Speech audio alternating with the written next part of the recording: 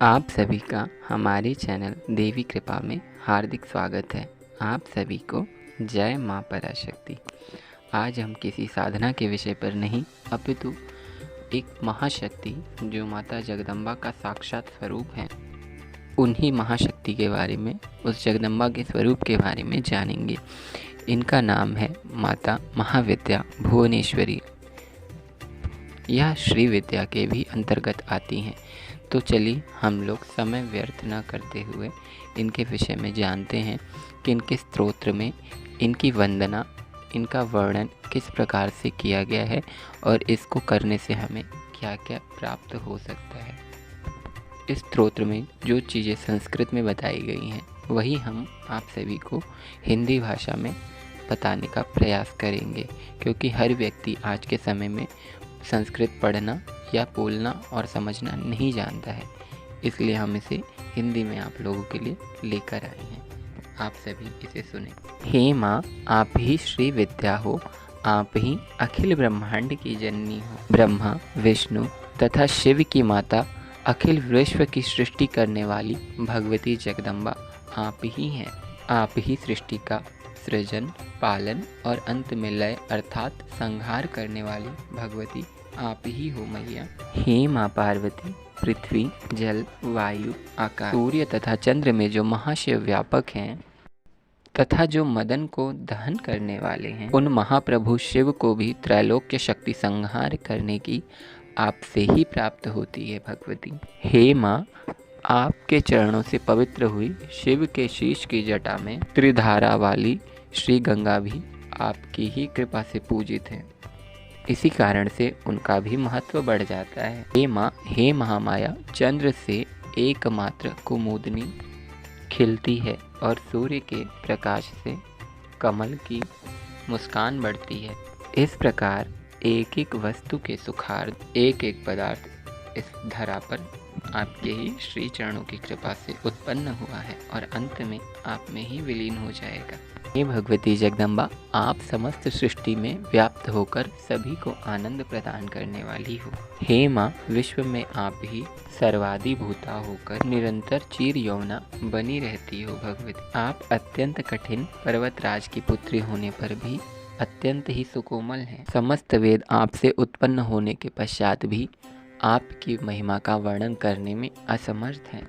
आप ध्यान मग्न होकर भी किसी के मन में भी स्थिर नहीं होती हो। हे माँ, जो मनुष्य इस दुर्लभ मानव जीवन में आने के पश्चात भी अपनी इंद्रियों की सहायता प्राप्त करने के पश्चात भी आपकी भक्ति, आपको प्राप्त करने का प्रयास नहीं करते, वह मुक्ति की सीढ़ी पर चढ़कर भी पुनः वापस वहीं गिर जाते हैं। हे माँ भवानी, जो व्यक्ति कपूर चूर्ण मिश्रित जल में घिसे हुए चंदन तथा सुगंध युक्त पुष्पों से आप भगवती श्री की सेवा करते हैं, वह समस्त भुवनों के स्वामी होते हैं और समस्त बंधनों से छूट जाते हैं।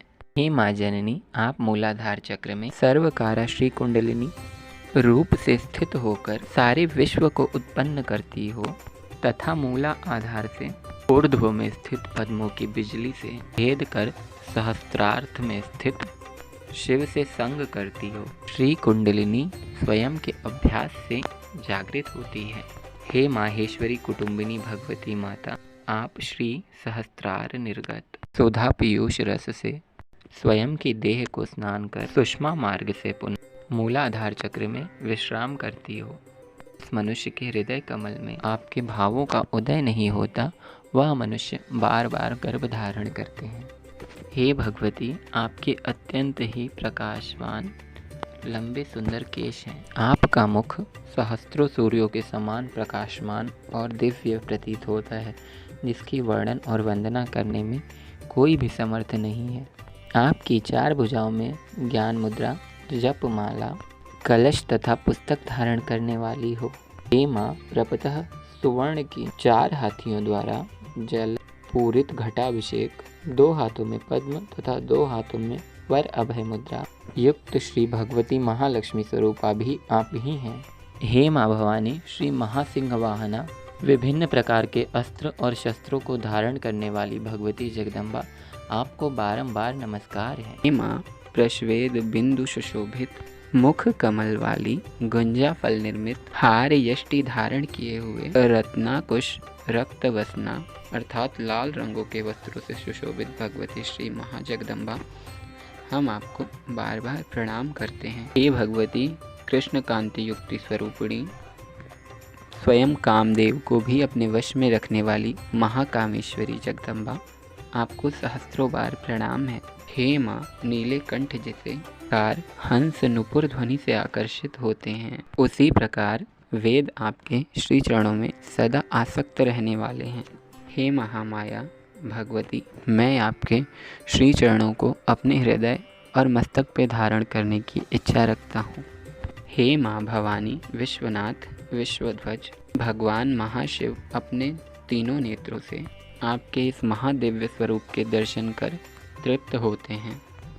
हे माँ जननी, भगवान महाशिव के त्रिनेत्र की अग्नि से भय को प्राप्त हुए भगवान मदन की रक्षार्थ मदन प्रिया रति देवी ने लावण्य जल से भरे हुए सरोवर से कुंभ में जल लाकर की नाभि का निर्माण किया, ऐसा प्रतीत होता है।